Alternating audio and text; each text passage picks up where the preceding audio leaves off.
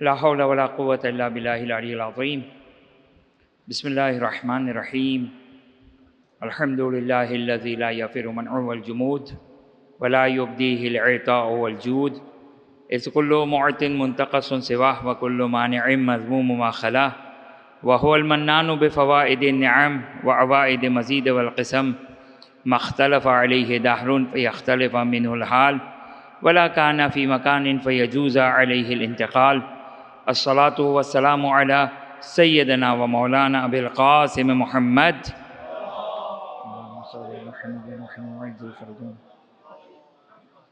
وعلى أهل بيته الطيبين الطاهرين، لا سيما مولانا ومولى الكونين أبي الحسن والحسين أمير المؤمنين علي بن أبي طالب عليهما السلام.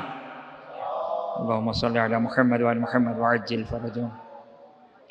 روحي وأرواح العالمين لتراب مقدمهم فداه، والعن الدائم على أعدائهم إلى قيام يوم الدين. رب اشرح لي صدري ويسر لي أمري واحلل عقدة من لساني يفقه قولي. بسم الله الرحمن الرحيم. اللهم كن لوليك الحجة ابن الحسن صلواتك عليه وعلى آبائه في هذه الساعة وفي كل ساعة وليا وحافظا وقائدا وناصرا ودليلا وعينا، حتى تسكنه أرضك طوعا وتمتعه فيها طويلا. اللهم صل على محمد وعلى آله وصحبه.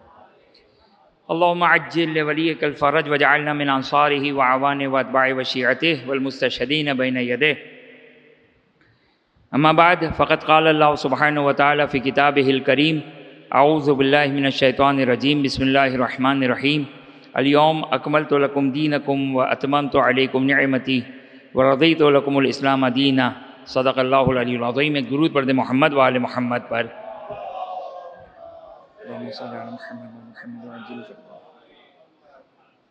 خوب یہ آیت شریفہ کی جس کو اس مختصر سے خمسے کے لیے جو سرنامہ کلام کے طور پر ہم نے آپ کی خدمت میں یہ آیت پیش کی ہے، مشہور و معروف آیت ہے، اور جو جس موضوع پر کوشش کریں گے انشاءاللہ یہ 5 روز میں 5 دن کی جو ہماری گفتگو ہوگی کہ مقام امامت 8ویں مولا امام رضا علیہ السلام کی زبانی اللہم صل علی محمد و محمد وعجل فرجهم کہ 8ویں امام نے ایک خوبصورت سا ایک خطبہ ارشاد فرمایا ہے مقام امامت کے اعتبار سے. اصول کافی کتاب الحجت باب نادر میں 2 روایتیں بیان کی ہے شیخ یعقوب کلینی نے. خطبہ انتہائی خوبصورت بیان اور مقام اور فضیلت امام کی، کہ امام کی کیا فضیلت ہے، کیا مقام ہے. تو انشاءاللہ کوشش کریں گے کہ اس خطبے کو آپ کی خدمت میں، بچوں اور جوانوں کی خدمت میں اس کی تفسیر اور اس کی تشریح کریں انشاءاللہ. اور یہ آیت کی جس کو سرنامہ کلام قرار دیا، یہ در حقیقت اس گفتگو کا خلاصہ ہے کہ یعنی یہ گفتگو کا آغاز کہاں سے ہوا کہ در حقیقت 8ویں امام کی خدمت میں ایک صحابی آتا ہے اور یہ مسئلہ لے کر آتا ہے کہ مسلمان یہ کہتے ہیں کہ خلیفہ لوگ اپوائنٹ کریں گے، لوگ چنیں گے، نہ یہ کہ خداوند متعال کی طرف سے اس کو اپوائنٹ کیا جائے گا، بلکہ جس کو بھی لوگ انتخاب کریں گے وہ منتخب ہوگا اور وہی خلیفہ رسول ہوگا. یہ عام مسلمانوں کا خیال جو 8ویں امام کی خدمت میں یہ صحابی لے کر آیا کہ یہ مسئلہ پیش آیا. اور میں جمعہ کا دن تھا تو یہاں پر کہتے ہیں کہ راوی کہتا ہے کہ فاجتمعنا کننا مع رضا علیہ السلام، میں ہم امام رضا علیہ السلام کے ساتھ تھے، بے مرو کے مقام پر. مرو مشہد کا نام مرو تھا. مرو کہلاتا تھا یہ. اور نماز جمعہ جہاں پہ پڑھی جاتی ہے یوم الجمعہ، جمعے کا دن تھا اور لوگوں کی کثرت تھی. راوی کہتے کہ فدخلت علی سیدی، میں 8ویں امام کی خدمت میں گیا اور فعال علیہ السلام امام کی خدمت میں گیا. فعلمتہ، امام کو میں نے باخبر کیا کہ لوگ کیا گفتگو کر رہے تھے. لوگ کیا گفتگو کر رہے تھے؟ خوض الناس، یعنی گفتگو جو لوگ کر رہے تھے اس کے بارے میں میں نے امام کو تفصیل بتائی. فتبسم، امام مسکرائے. فتبسم علیہ السلام ثم قال یا عبد العزیز، امام علیہ السلام نے کہا، امام مسکرائے اور پھر یہ جملہ کہا جاہل القوم، یہ قوم کون ہے؟ جاہل ہے. اب آج اگر یہ بات کہیں تو کہے مولانا کو گفتگو کرنا نہیں آتی ہے، کسی کو جاہل کہہ رہے ہیں. مولانا جو کہ مولا سے بڑھ کر ہو گئے. مولانا زیادہ پاک ہونا چاہیے مولا سے، نعوذ باللہ من ذالک. امام علیہ السلام فرماتے جاہل القوم، جاہل ہے یہ قوم. وَخُدِعُوا عَنْ آرَائِهِمْ، بہکے ہوئے ہیں، گمراہ ہے اپنی آراء میں، جو ان کے رائے ہے، جو ان کا خیال ہے، یہ گمراہ ہے یہ لوگ. خُدِعُوا عَنْ آرَائِهِمْ. دیکھیں یہاں پر ایک جملہ میں آپ کی خدمت میں عرض کروں کہ یہ جو آج ایک ہیومنزم کہیں یا ہیومینٹی کہیں، اب مجھے ان دونوں کے درمیان ڈفرینس نہیں معلوم ہے کہ کیا ہے ہیومنزم اور ہیومینٹی کا ڈفرینس کیا ہے، لیکن بقول کسی کے یہ ہیومینٹی کا مسئلہ نہیں، یہ ہیومنزم کا مسئلہ ہے. جو بھی ہوگا یہ آپ لوگ کا پرابلم ہے. میں آپ لوگوں کو مثال دے دیتا ہوں اپنے بچوں اور جوانوں کو کہ ہم ہیومنزم کو اگر ہم دیکھتے ہیں تو دین ہمارے لیے رکاوٹ بنے گا. اگر ہم دین کا لے کر آئیں گے تو اگینسٹ ہیومنزم ہے. میں ایک پروگرام دیکھ رہا تھا، ایک شیعہ ٹیلی ویژن پہ آئے ہوئے تھے صاحب، شیعہ تھے لیکن ایک عام سوشل آدمی ہے. کہا کہ میں کسی کو کافر نہیں کہوں گا، قرآن سے زیادہ پاک تھے یہ پاک اتنے تھے کہ قرآن سے بھی ان کی طہارت زیادہ ہو گئی، اہل بیت سے بھی زیادہ طہارت تھی. میں کسی کو کافر نہیں کہوں گا. قرآن کہہ سکتا ہے کافر، اہل بیت کسی کو کافر کہہ سکتے ہیں، لیکن ہم کسی کو کافر نہیں کہیں گے. یہ ہیومنزم، انسانیت، ایتھکس، پتہ نہیں کیا کیا جو کوئی ساری جو آپ لوگ کی چیزیں ہیں اس کے برخلاف ہے یہ. اب دین کو لیں یا کیا کریں، یہ ہمارے بچوں اور جوانوں کو یاد رکھیے گا. شاید آپ لوگ کے لیے یہ زیادہ میری باتیں جو وہ بڑی محسوس ہو رہی عجیب سی، لیکن جو نیو جنریشن ہے ان کو دین پڑھانا پڑے گا. اہل بیت پہلے، سب سے پہلے خدا پڑھانا پڑے گا. خدا کون ہے؟ رب ہے ہمارا، مالک ہے ہمارا، رب اور مالک ہے، خالق ہے ہمارا، سب کچھ ہے وہ ہمارا. وہ کہے اپنے آپ کو چھورا گھونپ دو تو چھورا مار دو. نہ کوئی ایتھکس ہے، نہ کوئی ہیومینٹی ہے، نہ ہیومنزم ہے. اور اگر وہ کہے کہ نہیں کہے گا، وہ کہے گا کہ جہاں پر کہے گا تو کہے گا، اس کا حکم ہے. وہ رب ہے، وہ مالک ہے، وہ خالق ہے، وہ کائنات کا چلانے والا ہے. کوشچننگ نہیں ہے. لا یسأل عنہ، اس سے سوال نہیں پوچھا جائے گا خدا تو نے یہ کام کیوں کیا. یہ خدا سے سوال نہیں کیا جاتا ہے، خدا سے یہ سوال نہیں کیا جاتا ہے. لا یسأل عنہ. ہم مسئول ہیں، ہم مسئول ہیں. ہم مسئول ہیں یعنی کیا مطلب؟ ہم سے سوال کیا جائے گا تم نے یہ کیوں کیا، یہ کیوں کیا، یہ کیوں کیا، یہ کیوں کیا. ہر کام کا ہمیں جواب دینا ہوگا. ہم مسئول ہیں. خدا کسی چیز کا مسئول نہیں ہے. وہ خالق ہے، وہ رب ہے، وہ مالک ہے. آپ کہو کہ یہ ڈکٹیٹرشپ ہے، یہ یوں ہے، یہ وہ ہے، یہ آپ کے نزدیک ہوگی. ہم جس کو خالق مانتے ہیں، مالک مانتے ہیں، رب مانتے ہیں، پالنے والا مانتے ہیں، وہ علیم ہے، حکیم ہے، رحمان و رحیم ہے. وہ جاننے والا ہے. وہ ذاتی بغض و عداوت نہیں رکھتا ہے. وہ میرے اور آپ کی طرح نفس نہیں رکھتا ہے. وہ میرے اور آپ کی طرح محبت اور بغض و عداوت نہیں رکھتا ہے. اس نے ایک نظام بنایا ہے، ایک سسٹم بنایا ہوا ہے. وہ سسٹم وہ جانتا ہے، ہم کچھ نہیں جانتے ہیں. لہٰذا ہمارے پاس کوئی حق نہیں کہ ہم اعتراض کریں، سوال کریں خدا تو نے یہ کیوں کیا. سوال کرنے کا حق کس کو ہے؟ سوال کرنے کا حق اس کو ہے، سوال کرنے کا حق اس کو جو جانتا ہو. جو جانتا ہو. میں آپ سے سوال کب کروں گا؟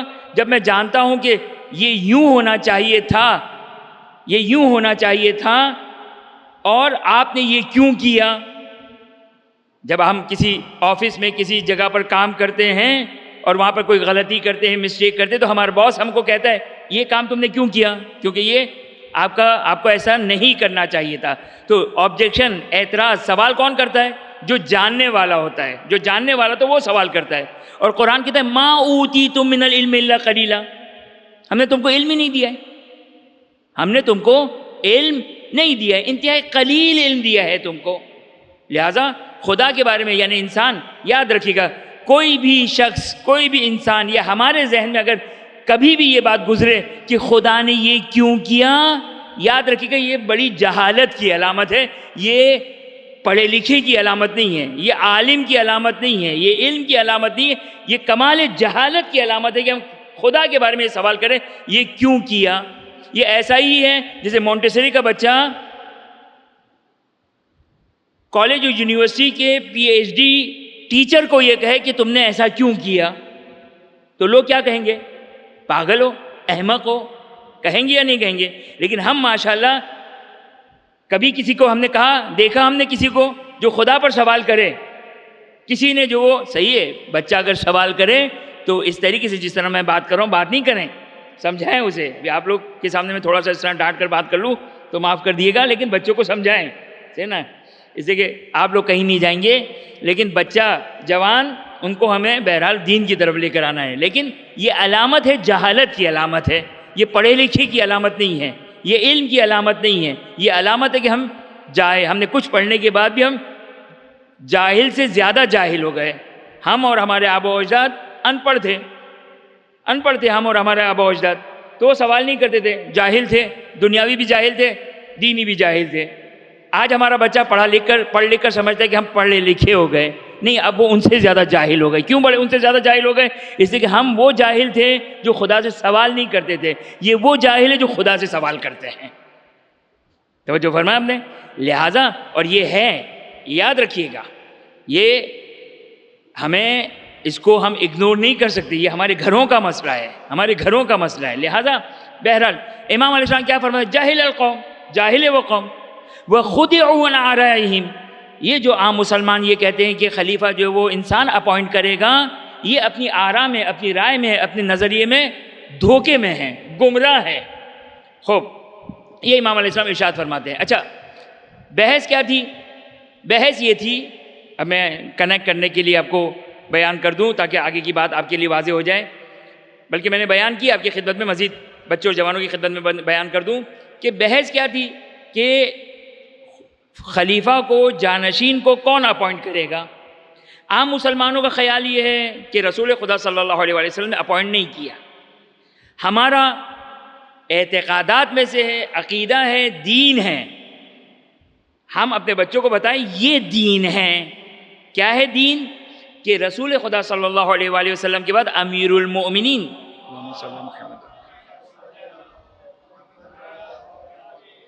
امیر المومنین سلام اللہ علیہ بلا فصل رسول کے جانشین ہیں، امام ولی حجت خدا ہیں. خدا نے ان کی اطاعت کرنے کو ہم کو واجب قرار دیا ہے، ان کے پاس آرڈر اور امر کرنے کا حکم ہے اور ہمارے لیے ان کی اطاعت کرنا واجب ہے. یہ ڈیفینیشن ہے امام کی. امام کا مطلب کیا ہے؟ ہم بچوں کو یاد کرتے پہلے امام، مولا ہمارے امیر المومنین. تو ڈیفینیشن کیا ہے؟ وہ ہمارے مولا ہے. امام کی ڈیفینیشن کیا ہے؟ امام کی ڈیفینیشن یہ کہ خداوند متعال نے 12 کو حکم دینے کا حق عطا کیا ہے اور ہم ان کو ولی خدا، حجت خدا، خلیفۃ الرسول، ان کی اطاعت کرنے کے پابند ہے. یہ ہے مقام امامت. یہ مقام امامت ہے. یہ مقام امامت ہے. لہٰذا ہمارا عقیدہ یہ ہے کہ امام اپوائنٹڈ فرام گاڈ، خدا کی طرف سے جو اپوائنٹڈ ہے، خدا نے جو وہ منسوب کیا ہے رسول کی زبانی.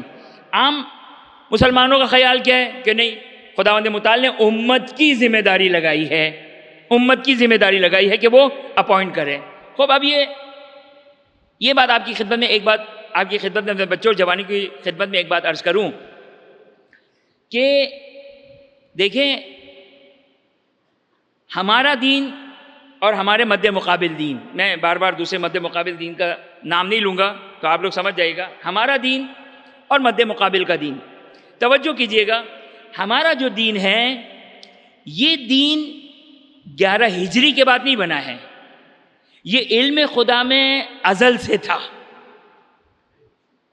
بین الماء و تین نہیں کہہ رہا ہوں کہ کنت ولیا و آدم بین الماء و تین، کہ میں اس وقت ولی تھا جب آدم مٹی اور پانی کے درمیان میں تھا. میں کہتا ہوں خدا کا یہ جو دین جب سے خدا ہے اس وقت سے علم الہی میں یہ دین تھا. ہمارے دین کی پروڈکٹ ڈیٹ پتہ چل گئی کب بنا تھا؟ اصل جب سے خدا تھا اس وقت سے ہمارا دین تھا. مسلمانوں کا دین کب بنا؟ 11 ہجری؟ نہیں. یہ خوب توجہ کیجیے گا میرا بچہ اور جوان. 11 ہجری دوڑ، حالات دوڑ ان لوگوں کی جو دوڑ تھی مہاجرین و انصار کی، وہ دوڑ تھی قبضے اور طاقت کی. قبضے اور طاقت کی دوڑ تھی. ایک دور گزرا، دوسرا دور گزرا، تیسرا دور گزرا، چوتھا دور گزرا، پانچواں دور گزرا. خلاصہ ہے کہ یہ ابتدائی جو دور تھا اب اس کو ایک مقدس رنگ دینا ہے. پہلے جو آیا وہ بے عنوان جانشینی یا بے عنوان کوئی تقدس نہیں آیا. یہ بعد والوں نے اس کو تقدس کا رنگ دیا. کیسے اپنے بڑوں کو بچائیں، کیسے اپنے بڑوں کو بچائیں. خوب توجہ کیجیے گا. اپنے بڑوں کو کس طرح ڈیفینڈ کریں؟ کہا چلو اس کو تقدس رنگ دینا شروع کرو. ہم تو کہتے ہیں کہ نہ خیر ایسا کچھ بھی نہیں ہے. وہاں ازل سے یہی پلاننگ تھی خداوند متعال کی. 18 ذی الحج 10 ہجری خداوند متعال خداوند متعال اسی پلاننگ کے خدا کے اسی پلاننگ کے مطابق در حقیقت اسی غدیر کے مقام پر من کنت مولا فہذا علی مولا کا اعلان ہو رہا ہے اسی پلاننگ کے مطابق. لیکن ان کی پلاننگ پہلے، کام پہلے ہو گیا اور اسٹیمپ نام بعد میں بن رہا ہے. وہاں پر اصل کوئی کنسیپٹ نہیں تھا کہ وہ اپنے آپ کو انہوں نے اس انداز سے پیش نہیں کیا کہ ہم بڑے مقدس کے عنوان سے نہیں تھا. اگرچہ ان کا واسطہ مقدس لوگوں سے تھا کیونکہ مسلمان تھے تو اب انہوں نے صرف اپنے آپ کو جو وہ تھوڑا بہت درست کیا، لیکن وہاں پہ کوئی اسٹیمپ شریعت کا اسٹیمپ نہیں تھا. بعد میں آنے والوں نے اس کو رنگ دیا خلیفہ رسول کا، تقدس کا رنگ دیا. لہذا پھر جو ہے وہ جو بھی تاریخ مسلمانوں میں لکھی گئی اور روایتیں بھی بنائی گئی کہ بھائی پہلے نمبر کا رسول کے سب کہا کہ یہ سب سے افضل، وہ افضل، تیسرا افضل، چوتھا افضل. کبھی جو کہ وہ صلاۃ خلیفہ اول کی جو نماز کے ذریعے سے استدلال کیا، کبھی غار کے صاحب کے ذریعے سے استدلال کیا. یہ سب استدلال سب رنگ بعد میں چڑھائے گئے. میں سوال کرتا ہوں، تاریخ ثقیفہ مسلمانوں کے درمیان بھی موجود ہے. کب وہاں پر یہ بات ڈسکس کی گئی کہ یہ تو رسول کے صحابی تھے، رسول کے غار میں ساتھی تھے؟ نہیں، وہاں پہ یہ باتیں نہیں کی گئی. وہاں پر یہ باتیں نہیں کی گئی. لیکن تقدس ظاہری تقدس تھا. کیسے تھا ظاہری تقدس؟ یہ بھی سن لیں. اب امیر المومنین سلام اللہ علیہ کی شان میں اتنی ساری روایات اور اتنی ساری دلیلیں موجود تھی. اب اس کو کانٹرا کرنے کے لیے اس کی مخالفت میں کیا لے کر آئیں؟ تو یہ انہی کے والد نے کہا کہ تو کہاں سے آ گیا؟ تیرا تو کوئی نمبر نہیں تھا، تو کہاں سے یہاں پوزیشن ہولڈر میں تیرا نام آ گیا؟ تو کہا کہ میں رسول کے اصحاب میں سب سے زیادہ جو کو مسن تھا، سب سے زیادہ عمر میری تھی. تو اس کے باپ نے کہا تو پھر تو مجھے ہونا چاہیے، تو میں تو تجھ سے بھی تیرا بھی باپ ہوں. تو اب یہ ایک رنگ دینے کی کوشش کی جا رہی ہے کہ بھائی کس طریقے سے رنگ دے. اب ایک صحابی رسول صلی اللہ علیہ وسلم کے جو مدینے سے باہر رہا کرتے تھے، نام ابھی میرے ذہن سے اسکپ کر گیا، شاید آگے آ جائے، کہ زکوٰۃ لینے گئے. کہا کہ بھائی فلانی نے بھیجا ہے زکوٰۃ لینے کے لیے. کہا وہ کہاں سے آ گیا؟ اس کے پاس تو کوئی حق نہیں تھا. مالک بن نویرہ تو تاریخ میں یہ ایک سینسیٹیو پوائنٹ ہے. یہ رضوان اللہ علیہ امیر المومنین کے چاہنے والوں میں سے تھے مالک بن نویرہ. لیکن آپ دیکھیں تاریخ اسلام میں اس کو جو وہ کافر کہہ کر اس کو قتل کر دیا گیا کہ منکر زکوٰۃ تھے یہ اور انہوں نے زکوٰۃ نہیں دی. اب یہ ایک میرا بچہ اور جوان، اس کو حالات حاضرہ ہر زمانے میں ضروری ہے، لیکن کون سے حالات حاضرہ؟ یہ تعلیمات اہل بیت اطہار علیہ السلام کی امپلیمنٹیشن، تعلیمات تاریخ اہل بیت اطہار علیہ السلام کی جو تاریخ ہے، اس کو آج کی زندگی میں امپلیمنٹ کریں کہ کس طرح صفین میں قرآن کو نیزے پہ بلند کیا تھا. اس کو سمجھنے کی کوشش ہونی چاہیے کہ آیا یہ قرآن کی بات کرنے والا علی مال قرآن والقرآن مع علی ہے، یا علی کے مد مقابل نیزوں پہ قرآن بلند کیا جا رہا ہے. آج مشکل ہے، اس لیے کہ آج نیزوں پہ قرآن بلند نہیں کیا جائے گا. آج شیعوں سے کس سے بات ہوگی؟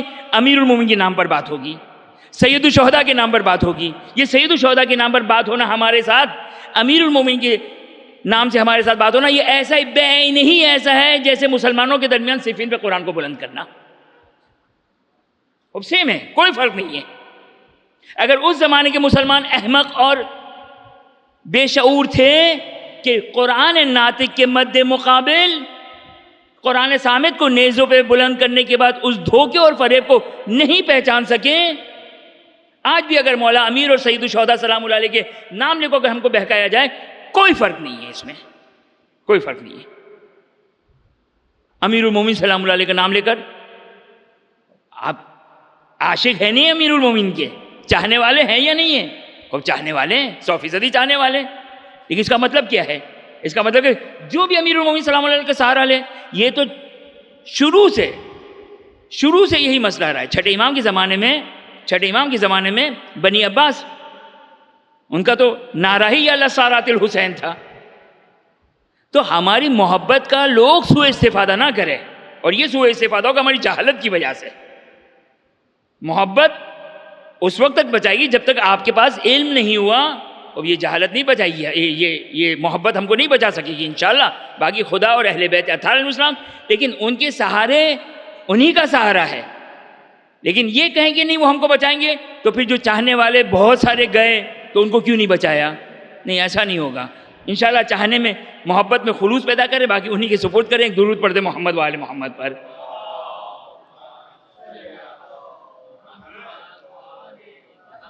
تو امیر المومنین سلام اللہ علیہ، اب یہ ایک بنیادی فرق ہے. ہمارے یہاں خلافت، امامت ایک مقدس عنوان ہے، مقدس عنوان ہے. مسلمانوں میں مقدس عنوان نہیں تھا، لیکن بعد میں بنایا گیا. کیوں؟ اسی کہ مسلمانوں کے عقیدے کی بات آ گئی ہے. اگر ان کو ڈیفینڈ نہ کیا گیا ہوتا، ان کو دفاع نہ کیا گیا ہوتا، اور یہ پاسبل نہیں تھا کیونکہ ان کا دفاع کرنا ضروری تھا. بہرحال تو آپ توجہ کریں. لہٰذا امامت ہم اوپر سے آتے ہیں. یہ لوگ امامت کو کہاں سے لیتے ہیں؟ اب میں خلافت کی جگہ امامت کہوں تو کہ تاکہ زیادہ سینسیٹیو ایشو نہ ہو جائے. ہمارے یہاں امامت، ہم امیر المؤمنین سے امامت کا کنسیپٹ نہیں بناتے ہیں. خوب توجہ کیجیے گا. ہم امیر المؤمنین سے امامت کا کنسیپٹ نہیں بناتے ہیں. ہم امام مجتبیٰ سلام اللہ علیہ سے امامت کا کنسیپٹ نہیں بناتے ہیں. ہم سید الشہداء سلام اللہ علیہ سے امامت کا کنسیپٹ نہیں بناتے ہیں. ہم پہلے امامت کا کنسیپٹ بناتے ہیں، پھر اماموں کو ڈھونڈتے ہیں. یہ سمجھ میں نہیں آئی؟ آگے یہ بات آئے گی. ہم امامت کو کیا کرتے ہیں؟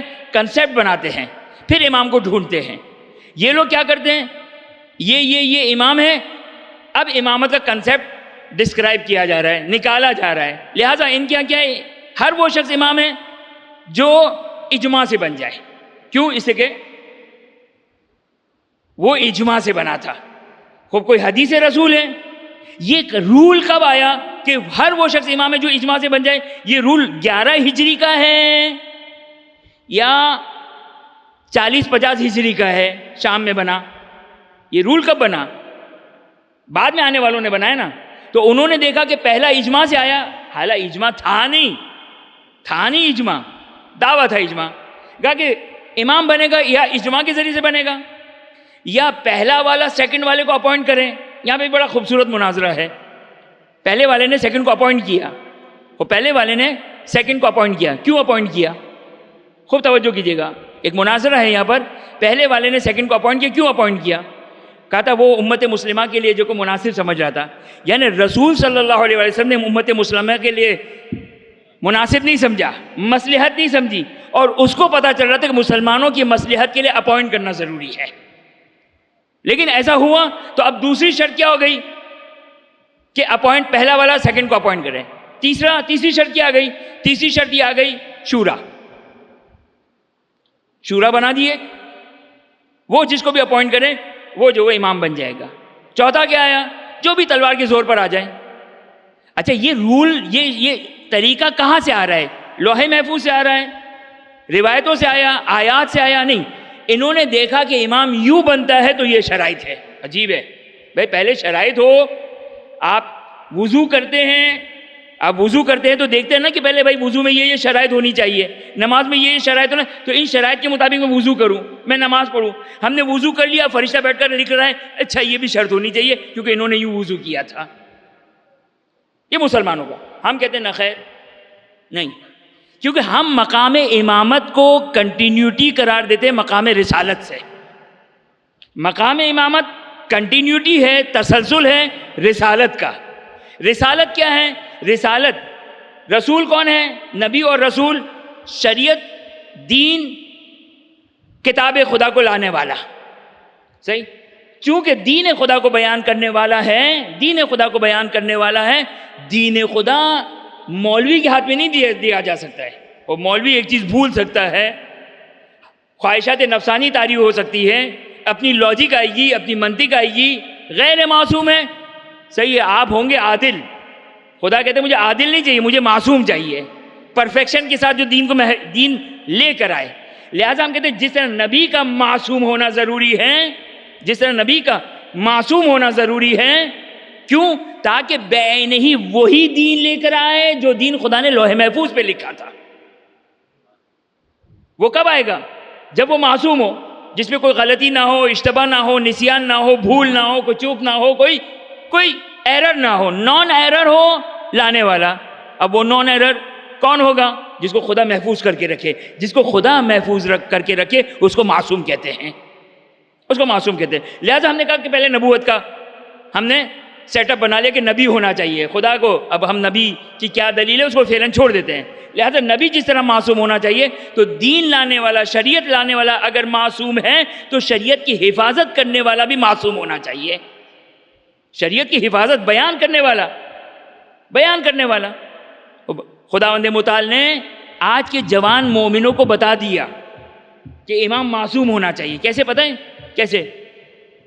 خوب یہ فقہا، مجتہدین، مراجعین جو جا چکے ہیں رضوان اللہ تعالی علیہم، جو باقی ہے خداوند متعال ان کو طول عمر عطا کرے.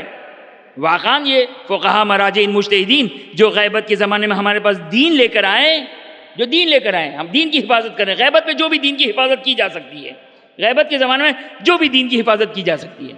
لیکن یہ فقہا، مجتہدین معصوم ہے؟ نہیں ہے معصوم. ایک فقیہ کچھ کہتا ہے، ایک مجتہد کچھ کہتا ہے، ایک کچھ کہتا ہے. خدا شیعوں سے مخاطب ہو کر کہہ رہا ہے. ابھی کیا کہہ رہا ہے؟ دیکھ لیا ان کو تو پہچانو میرے اماموں کو. صحیح نا؟ یہ توجہ فرمایا آپ نے. لہٰذا امام کا بعینی اسی دلیل عقلی کے ذریعے. لہٰذا ہم نے پہلے کنسیپٹ بنایا، امام کو نہیں ڈھونڈا. اب ہم نے دیکھا کہ وہ کنسیپٹ کس کے اوپر امپلیمنٹ ہو رہا ہے. کون ہے معصوم؟ کون ہے خطاؤں سے محفوظ؟ کون ہے سرچشمہ علم؟ کون ہے انا مدینۃ العلم وعلی بابھا؟ کون ہے علمنی رسول اللہ صلی اللہ علیہ وآلہ الف بابن؟ کون ہے قرآن مع القرآن والقرآن مع علی؟ کون ہے راسخون فی العلم؟ ایک صحابی امام کی خدمت میں آئے اور اپنا مناظرہ بتا رہے کہ مسلمانوں کے ساتھ ایک میرا مناظرہ ہوا. کیسے مناظرہ ہوا؟ اور امام اس مناظرے میں امام ہر نقطے پر، اب میں روایت بعینی نہیں پڑھ رہا ہوں لیکن ہر ایک جملے کے آخر پہ امام اسے دعا دے رہے رحمک اللہ. جیسے آپ لوگ واہ واہ کرتے ہیں نا مجلس میں، امام اس کے مناظرے پہ واہ واہ کر رہے ہیں رحمک اللہ، خدا تجھ پر رحمت نازل کرے. اور وہ صحابی بھی ہر امام کے رحمک اللہ کے اوپر روایت کے مطابق کھڑا ہوتا ہے اور امام کی پیشانی کا بوسہ لیتا ہے. وہ مناظرہ جو مختصراً بیان کیا، خوب توجہ کیجیے گا. اب کنسیپٹ کلیئر ہو گیا کہ یہ ہوتا ہے امام. ان کا امام کیا ہے؟ اجماع ہو جائے. ان کا امام یہ ہے کہ تلوار کے اوپر، زور کے اوپر، قدرت، طاقت، زور کے اوپر فاسق و فاجر و سب ہو سکتے ہیں، اور مومن و متقی و مقدس سب کے لیے واجب ہے کہ اس فاسق و فاجر کی اطاعت کرے، ورنہ قیامت کے دن اگر خدا وہ نہیں مانے گا تو وہ اس کی موت جاہلیت کی موت ہوگی، کفر کی موت ہوگی اس مقدس انسان کی۔ کس کا انکار کرنے پر؟ اس فاسق و فاجر کے امام نہ ماننے کے۔ یہ دین ہے، یہ دین ہے نا، یہ دین، یہ بس اتنا دین رکھ دیں آپ کسی کو، یہ دین ہے، یہ آپ کا دین، آپ کو مبارک، یہ ہمارا دین ہے۔ ہمارا دین کیا ہے؟ معصوم ہونا چاہیے، معصوم ہونا۔ اب اگرچہ جب ہم نے ڈھونڈنے نکلے، دیکھیں امامت کیا ہے؟ کنٹینیوشن ہے اسی رسالت کی۔ ہم نے امامت کا کنسیپٹ بنایا، امامت کا تصور بنایا۔ اب جب ہم نے امام ڈھونڈنے نکلے تو ہمیں تو نظر آئے کہ جو 1,23,999 انبیاء سے بھی افضل تھے، لیکن ہم نے ان سے کنسیپٹ امامت نہیں بنایا۔ ہم نے یہاں سے کہ یہ کنٹینیوشن ہے اسی رسالت کی۔ اب امامت میں کیا چاہیے؟ عصمت چاہیے، علم چاہیے، معصوم ہونا چاہیے، عالم ہونا چاہیے، صاحب فضیلت ہونا چاہیے۔ لہٰذا اب یہاں پر آپ کی خدمت میں عرض کروں کہ امام علیہ السلام یہاں پر بیٹھے ہیں۔ اچھا، میں وہ مناظرہ آپ کی خدمت میں نقل کر رہا تھا کہ جس میں امام ہر جملے پر رحمک اللہ ارشاد فرما رہے تھے۔ اب میں اس کا خلاصہ آپ کی خدمت بیان کروں، اور یہ دلیل دیکھیں کتنی خوبصورت دلیل ہے۔ یہ دلیل امامت کو پروف کرنے کے لیے، ثابت کرنے کے لیے، یہ ایک مختصر سی دلیل ہے جو امام نے کہ صحابی نے آ کر امام کے سامنے بیان کی اور امام سے اس کی انڈورسمنٹ لی۔ امام رحمک اللہ کر کے اس کو انڈورس کر دیں کہ ہاں تمہاری دلیل بالکل صحیح تھی۔ امام ایک دفعہ امام اکثراً تو امام بیان کرتے ہیں، لیکن بعض اوقات اصحاب امام کے پاس آتے تھے۔ بعض اوقات جیسے حشام ابن حکم کا واقعہ ہے، امام نے حشام ابن حکم سے کہا بتاؤ وہاں پر جو تم فلاں مسجد بغداد یا بغداد کی ظاہر مسجد تھی وہاں پہ تمہارا مناظرہ ہوا، کہا ابن رسول اللہ میں کیسے آپ کے سامنے بیان کروں؟ کہا میں کہہ رہا ہوں بیان کرو۔ اب یہاں پہ تکلف نہیں ہے، یہاں پہ امر مولا ہے، حکم مولا ہے۔ پھر وہ امام نے جو کہ وہ حشام بن حکم کا جو کہ وہ پورا واقعہ، وہ بھی دفاع امامت میں تھا حشام کا واقعہ، لیکن یہاں پر امام کی خدمت میں یہ شخص آئے ابن رسول اللہ، میں نے اس طریقے سے بات کی۔ میں نے کیا کس طرح بات کی کہ یہ قرآن، پہلے کہا کہ خدا کا دین کہاں سے لیں گے؟ تو کہا کہ رسول سے لیں گے۔ رسول کون ہے؟ رسول حجت ہے۔ کہا رسول کے بعد، خوب توجہ کیجیے گا، رسول کے بعد کون حجت ہے؟ کہا قرآن حجت ہے۔ مسلمان اب ان کو تو کہہ نہیں سکتے تھے، یعنی آپ دیکھیں کس منہ سے کہے، کس منہ سے کہے وہ حجت ہے۔ حجت کا مطلب کیا ہے؟ قیامت میں کہے، خدا کہے گا یہ میں نے بھیجا تھا، یہ میں نے دیا تھا، یہ دیا تھا، یہ بھیجا تھا، جو بھاگ جاتا تھا۔ خوب لہذا کہا قرآن حجت ہے، قرآن حجت ہے۔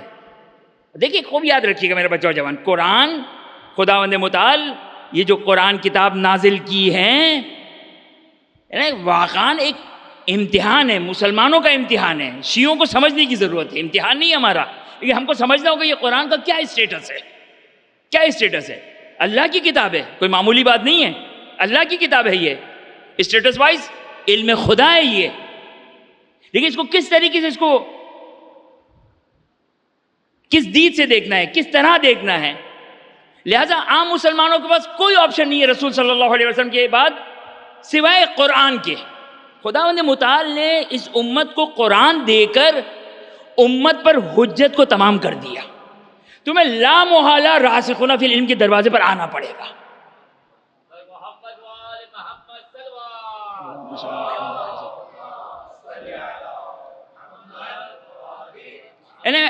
سوال ہے آج آپ کے پاس کیا ہے لوح محفوظ کی شکل میں؟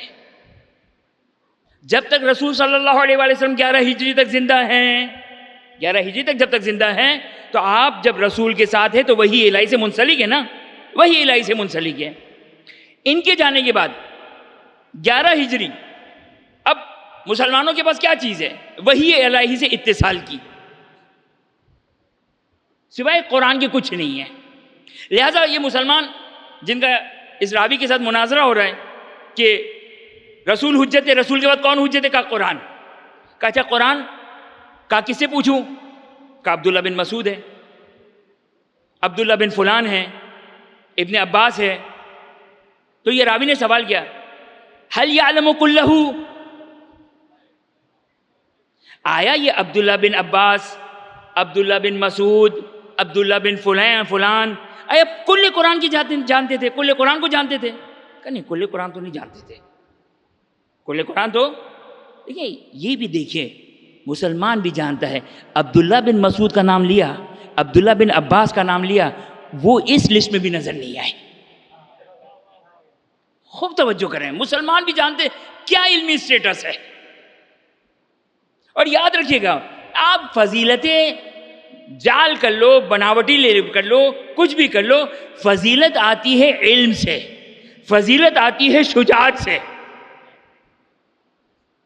شجاعت ایمان کی علامت ہے، علم معرفت کی علامت ہے. لہذا کہا کہ عبداللہ بن مسعود کا حل یعلمون کلہ، آیا کل کو جانتے تھے؟ کہا نہیں، کل تو نہیں جانتے تھے. کہا اما علی کے بارے میں؟ ہاں یعلم کلہ. کیسے انکار کرے جن کے بارے میں حاکم نیشاپوری یہ فرمائے علی مال قرآن والقرآن مع علی.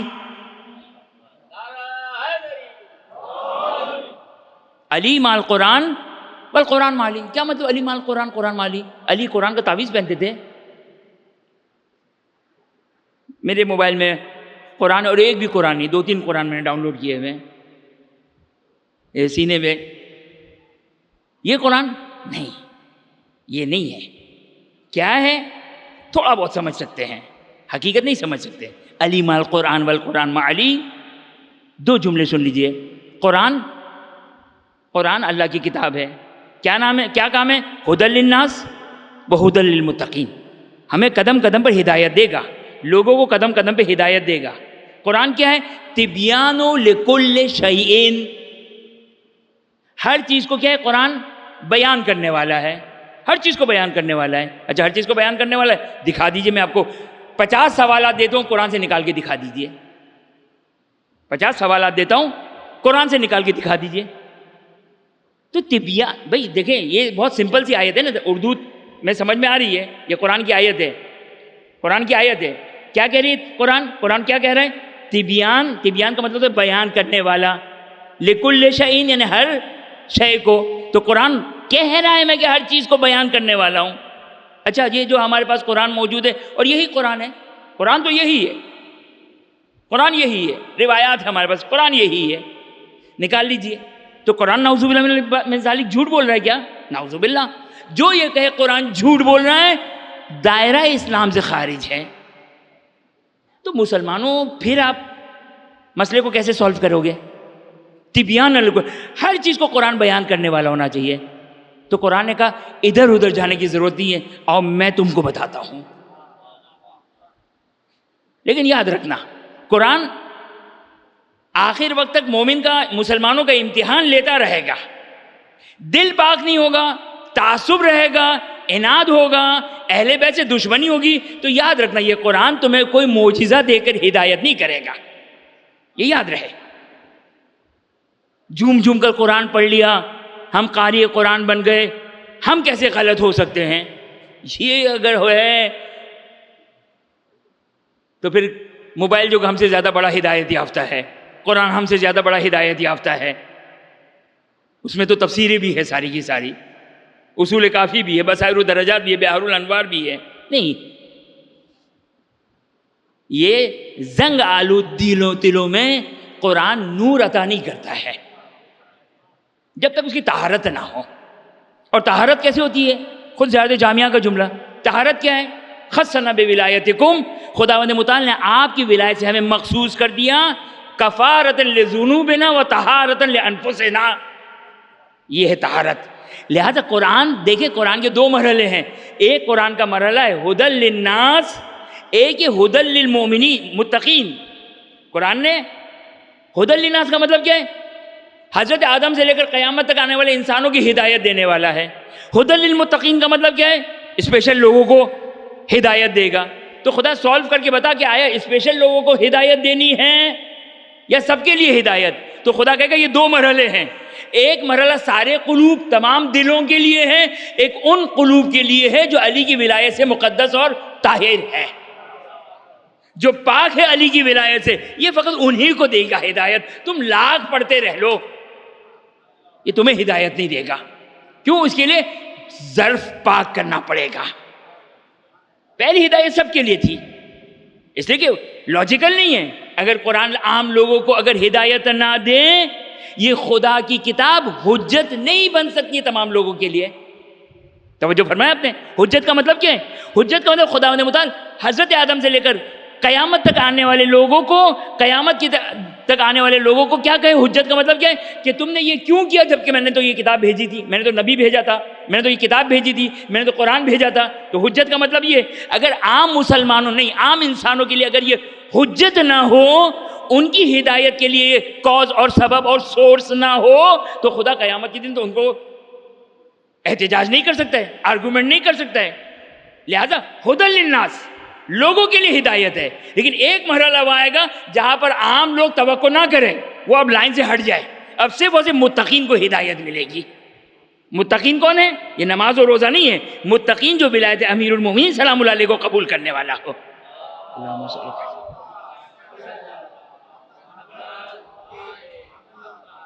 لہذا یہ امامت کا کنسپٹ توجہ کیجئے گا، ہم امام کو دیکھ کر امامت نہیں بناتے ہیں، ہم رسالت کی جو دلیل ہے لاجک، وہ دیکھنے کے بعد پھر ہم ڈھونڈنے نکلتے ہیں۔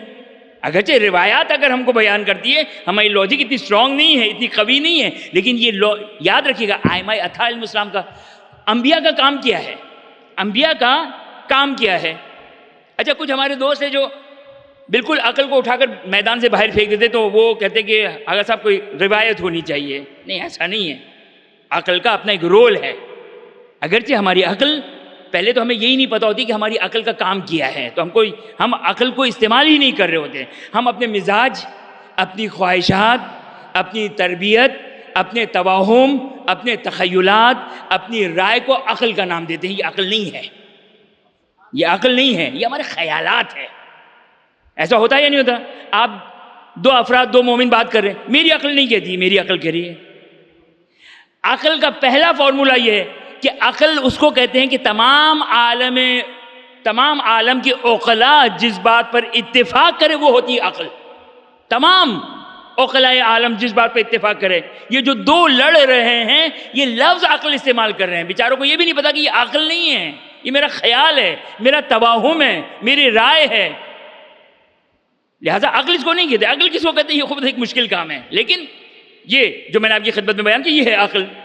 نبوت کو پہچانا یہ عقل ہے، توحید کو پہچانا یہ عقل ہے، نبوت کو پہچانا یہ عقل ہے، امامت کو یہ پہچانا عقل ہے۔ لیکن در حقیقت انبیاء کیوں آتے ہیں؟ امیر المومنین سلام اللہ علیہ نے نہج البلاغہ میں ارشاد فرمایا کہ بعثت انبیاء کا مقصد کیا ہے، انبیاء کو کیوں بھیجا ہے، اولیاء ائمہ اطہار علیہ السلام کو کیوں بھیجا ہے، کہ وہ جو چھپی ہوئی فطرت میں وہ مطالب، وہ خزانے جو تمہاری عقلوں میں چھپے ہوئے ہیں، کہ تمہاری عقل خدا نے دی ہے عقل، لیکن وہ پاک عقل نہیں ہے، وہ کل عقل نہیں ہے، وہ عقل وہ والی نہیں ہے جو امیر المومنین کی عقل ہے، جو رسول خدا صلی اللہ علیہ وسلم کی عقل ہے، جو کل عقل ہے۔ ہمارے پاس عقل ہے تو بہت بڑی، اب وہ محاورہ آج تک مجھے سمجھ میں نہیں آیا کہ عقل بڑی یا بھینس بڑی، ایسا کوئی محاورہ ہے نا؟ ہاں، یہ آج تک مجھے سمجھ میں نہیں آیا کہ اس کا مقصد کیا ہوتا ہے۔ تو عقل تو ماشاءاللہ بھینس سے بھی بڑھ کر، لیکن وہ در حقیقت ادراک رائے کے دانے کے برابر ہے۔ انبیاء کی بعثت کا مقصد کیا ہے؟ ائمہ کی بعثت کا مقصد کیا ہے؟ انبیاء اور ائمہ کی بعثت کا مقصد ہے وہ چھپے ہوئے معارف، علمی خزانے، عقلی خزانے، فطری خزانے انبیاء اور اولیاء اور ائمہ اطہار علیہ السلام کو اس کو نکال کر پیش کرنا، یہ ہے انبیاء کا کام۔ اگرچہ انبیاء غیب بھی لے کر آئیں، لیکن بہت ساری چیزیں انسان کی فطرت کے اندر جو ہے، لہذا کبھی فرصت کے ساتھ آپ نہج البلاغہ کا وہ توحید کی خطبات پڑھیں جو امیر المومنین سلام اللہ علیہ نے ارشاد دی ہے۔ امیر المومنین سلام اللہ علیہ جو توحید کا خطبہ دیا، کوئی روایت نہیں بیان کر رہے ہیں، وہ امیر المومنین کی سالم فطرت ہے، وہ امیر المومنین کا کل عقل ہونا ہے کہ جنہوں نے توحید کو پہچانا۔ وہ امیر المومنین جو یہ کہے کہ ما رأیت شیئا الا میں نے کسی شے کو نہیں دیکھا، مگر جب کسی شے کو دیکھا تو اس کے ساتھ، اس کے دائیں، اس کے بائیں، اس کے اوپر، اس کے نیچے، اس کے آگے، اس کے پیچھے خدا کو دیکھا۔ وہ خداوند متعال کہ میں نے جو کہ وہ خداوند متعال کو اس انداز سے پہچان کے لوگوں کو شفت الخطاب مزدد تو یقین، اگر سارے پردوں کو اٹھا دیا جائے تو میرے یقین میں اضافہ نہیں ہوگا۔ وہ علی آ کر ہم کو بتائے گا یہ ہے خدا، وہ چھپی ہوئی فطرت کو اجاگر کرے گا۔ لہٰذا جب ہم امیر المومنین کی خطبے پڑھیں گے، دیکھیں توجہ کرے گا، میں آپ کے اپنے بچوں جوانوں کی خدمت میں یہ نقطہ بیان کر دوں کہ کون سی چیز کیسے پتہ چلے کہ آیا یہ فطرت ہے یا غیب ہے۔ فطرت وہ ہے جو ہمارے اندر ہے، غیب کیا ہے؟ فجر کی 2 رکعت، یہ فطرت نہیں ہے۔ فجر کی 2 رکعت فطرت نہیں ہے، یہ غیب ہے۔ کیسے پتہ چلے؟ جہاں پر آپ احساس کریں، آپ کی عقل تصدیق کرے، یہ ہے فطرت۔ فجر کی 2 رکعت آپ نے سننے کے بعد آپ کو تصدیق ہوئی کہ عقل کے مطابق ہے، ہاں ہم تو کرتے ہیں ایسی نیند کے وقت تو 2 رکعت، یہ بھی بہت زیادہ ہے۔ تصدیق تھوڑی سی مشکل سی ہوتی، 2 رکعت بھی نہیں ہونی تھی، خدا اس کے بدلے تو 2 رکعت اور بڑھا دیتا، ظہر اثر میں تو ہم پڑھ لیتے ہیں۔ تصدیق نہیں ہوتی۔ فطرت کس کو کہتا؟ یہ فطری چیز کیا ہے؟ جس کو سننے کے بعد، پڑھنے کے بعد آپ کی عقل تصدیق کرے۔ لہٰذا خطبہ امیر المومنین کو پڑھیے، جہاں پر آپ کی فطرت اوکے کرے، تصدیق کرے، آپ کہے ہاں زبردست، سبحان اللہ، ماشاءاللہ، بے شک، یہ ہے فطرت آپ کی، یہ ہے فطرت آپ کی۔ لیکن جہاں پر آپ کہیں کہ امام نے کہا 2 رکعت نماز ہے، 2 رکعت نماز ہے، بس سلام، کیوں ہے؟ نہیں۔ لہٰذا یہ ہم مینیپولیٹ کرتے ہیں، ہم کہتے ہیں خدا کا یہ حکم سمجھ میں نہیں آیا، تو یہ اسی کو کہتے ہیں خدا کا حکم۔ سمجھ میں آتا تو تمہاری عقل کافی تھی، تمہاری فطرت کافی تھی۔ نہیں، یہ فطرت اور عقل کا کام ہی نہیں ہے، یہ تعبد و تسلیم کا کام ہے۔ لہٰذا دین کے 2 پورشن ہیں، ایک پورشن ہے فطری، عقلی، جس کو ہم ممکن ہے اس کو پہچاننے بھی ہم غلطی کر جائے کیونکہ ہماری عقل ناقص ہے، تام نہیں ہے، لیکن آئمہ اور انبیاء کو مبعوث کیا تاکہ اس ظالم فطرت کو نکال کر تمہارے سامنے رکھے۔ اور ایک ہے غیب، جو آپ کی فطرت میں نہیں ہے، آپ کی فطرت میں نہیں ہے۔ لہٰذا ہم بعض اوقات یہ سوال بھی کرتے ہیں، مسئلہ شرعی بڑا فطری ہے، یہ عجیب ہے یار، ماشاءاللہ آپ اتنے پہنچے ہوئے آدمی ہیں کہ آپ کو یہ حکم شرعی فطری لگ رہا ہے، کہ جبکہ وہ غیب ہے۔ تو یہ یاد رکھیے گا، جب حکم شرعی میں آپ کو ایسا محسوس ہو میری عقل کے مطابق ہے، تو بس اسی وقت سمجھ لیجیے گا کہ آپ کی عقل کا اسٹیٹس کیا ہے، آپ کی عقل کا، ہماری عقل کا اسٹیٹس کیا ہے۔ لہٰذا یہ اہل بیت اطہار علیہ السلام جو ہماری ہدایت کے لیے آئے، دین بیان کرنے کے لیے آئے، لہٰذا یہ ایک اختلاف ہے۔ اور دیکھیں مسئلہ یہ کہ امیر المومنین سلام اللہ علیہ کا حق غصب ہوا، امیر المومنین سلام اللہ علیہ کا حق غصب ہوا، یعنی خداوند متعال کی پوری پلاننگ ختم کر دی۔ خدا کی پلاننگ کیا تھی؟ خدا کی پلاننگ یہ تھی کہ 11 ہجری 28 سفر آپ صلی اللہ علیہ وسلم اس دنیا سے جائیں، جو مستحق ولایت و خلافت و امامت ہے اس کو میں دوں تاکہ انسان کمال تک پہنچے، یعنی وہ مقام 11 ہجری، یہ خدا کی پلاننگ تھی۔ لیکن قرآن نے تو کہا قُلْ لَا أَسْأَلُكُمْ عَلَيْهِ أَجْرًا إِلَّا الْمَوَدَّةَ فِي الْقُرْبَى، قرآن نے کہا قُلْ لَا أَسْأَلُكُمْ عَلَيْهِ أَجْرًا إِلَّا الْمَوَدَّةَ فِي الْقُرْبَى، کہ رسول کہہ دو امت سے کہ مجھے کوئی اجر رسالت نہیں چاہیے، فقط ایک اجر رسالت ہے، کیا؟ میری اطرت سے محبت کرتے رہنا۔ اللہ اللہ، میرا چوتھا امام، امام سجاد، جب کربلا سے مکہ، مکہ سے شام، شام سے کربلا، جب واپس مدینہ پلٹا نا تو ایک خطبہ ارشاد فرمایا۔ کیا خطبہ ارشاد فرمایا؟ اس کا ایک جملہ امام ارشاد فرماتے ہیں، امام ایک جملہ ارشاد فرماتے ہیں کہ رسول خدا نے تو ہم سے محبت کا حکم دیا تھا، رسول خدا نے تو امت سے محبت کا حکم دیا تھا، اگر رسول نے ظلم کرنے کا حکم دیا ہوتا، ہمیں قتل کرنے کا حکم دیا ہوتا، ہمیں اسیر کرنے کا حکم دیا ہوتا، ہمیں شہید کرنے کا حکم دیا ہوتا، ہماری چادروں کو چھیننے کا حکم دیا ہوتا، امام سجاد فرماتے اس سے زیادہ ظلم کرنا ممکن نہیں تھا۔ اللہ اللہ، ہائے سید سجاد، ہائے سید سجاد، ذرا تصور کریں سید سجاد سے کسی نے مدینے میں سوال کیا، بڑا عجیب سوال ہے اور جواب اس سے زیادہ عجیب ہے۔ سوال کیا ہے؟ سوال کیا ہے؟ سوال کیا ہے؟ سوال یہ ہے سید سجاد یبن رسول اللہ، آپ پر سب سے زیادہ مصیبت کب پڑی؟ یہ بہت عجیب سوال ہے، میرے لحاظ سے مناسب سوال نہیں ہے کسی دکھی انسان سے یہ سوال کیا جائے جس نے کبھی اپنے سر کٹے بابا کے لاشے کو دیکھا ہو، کبھی اپنے بھائی کے پامال لاشے کو دیکھا ہو، کبھی اپنے چچا کے کٹے ہوئے بازو کو دیکھا ہو۔ اللہ اللہ، سید سجاد سے سوال کیا یبن رسول اللہ سب سے زیادہ مصائب آپ پر کب پڑے؟ میرے مولا نے نہ اپنے بابا کی شہادت کا تذکرہ کیا، نہ علی اکبر کی غربت کا تذکرہ کیا، نہ قاسم کے پامال لاشا کا تذکرہ کیا، نہ چچا عباس کے کٹے ہوئے بازو کا تذکرہ کیا، نہ 6 مہینے کے اصغر کی ننھی سی قبر کھودنے کا تذکرہ کیا، بلکہ 3 مرتبہ کا الشام الشام الشام۔ یبن رسول اللہ ہاتھ جوڑ کر کہوں گا مجھے سمجھ میں نہ آیا، اللہ اللہ، فاطمہ کا لال کربلا میں ذبح ہو رہا، 6 مہینے کا اصغر پیاسا شہید کیا جا رہا، آپ 3 مرتبہ کہہ رہے ہیں الشام الشام الشام۔ امام نے وجہ تو نہ بیان کی لیکن تاریخ بیان کرتی ہے، راوی یہ کہتا ہے جب میں شام میں گیا تو شام کو سجایا ہوا تھا، میں نے کہا شام والوں کی کون سی عید ہے؟ میں نے کسی شامی سے سوال کیا کیا شام والوں کی آج کوئی عید ہے؟ تو کہا تو کیا اجنبی لگ رہا ہے، تو غریب لگ رہا ہے، تجھے پتہ نہیں کا کیا وجہ ہے؟ تو یہ کہ شامی کہتا ہے، یہ شامی کہتا ہے اگر آسمان خون باران کرے، زمین اپنے اہل کو تباہ کر دے تو تعجب نہ کرنا۔ ایک مرتبہ یہ سعد بن سعد رسول کا صحابی تعجب سے کہتا ہے آخر کیا ہو گیا؟ تو ایک مرتبہ کہتا ہے یہ مسلمان عید منا رہے ہیں، کیوں؟ یہدا من العراق راس الحسین، ارے عراق سے حسین کا سر لایا جا رہا ہے۔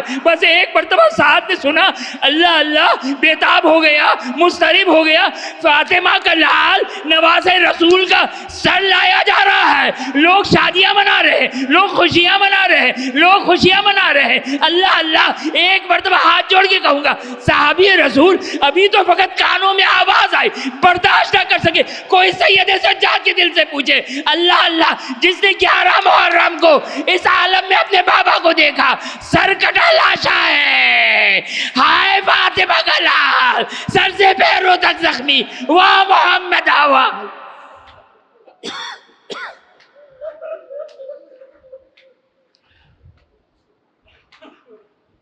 وَسَيَعْلَمُ الَّذِينَ ظَلَمُوا أَيُّ مُنقَلِبٍ يَنقَلِبُونَ۔ بار العین آنسو کو باعث شفاعت قرار فرما۔ خداوند تو یہ واسطہ دیتے محمد و آل محمد کی عظمت کا واسطہ، حاضر مجلس مومن و مومنات، کل مومن و مومنات کی تمام جائز حاجات کو پورا فرما۔ خداوند جو مومن و مومنات پریشان حال ہیں ان کی پریشانیوں کو دور فرما، جو مومن و مومنات بیمار ہیں، حاضر مجلس مومن و مومنات میں جو بیمار ہیں ان کے منظورین، ان کے رشتہ دار، ان کے چاہنے والے، دنیا بھر میں جہاں جہاں جنہوں نے التماس دعا کے لیے کہا، دنیا بھر میں جہاں جہاں جو مومن و مومنات بیمار ہیں، خداوند تو یہ واسطہ دیتے محمد و آل محمد کا، خداوند تو یہ حسین کی غربت کا واسطہ دیتے ہیں، خداوند تو یہ سید سجاد کی مظلومیت کا واسطہ دیتے ہیں، خداوند تمام مومن و مومنات کو صحت عاجلہ اور کاملہ عطا فرما۔ خداوند تو یہ واسطہ دیتے محمد و آل محمد کی عظمت کا واسطہ، اپنی آخری حجت امام عصر و زمان سلام اللہ علیہ کے ظہور میں تعجیل فرما، ہمیں ان کے امان و انصار میں قرار فرما۔ ماتم حسین۔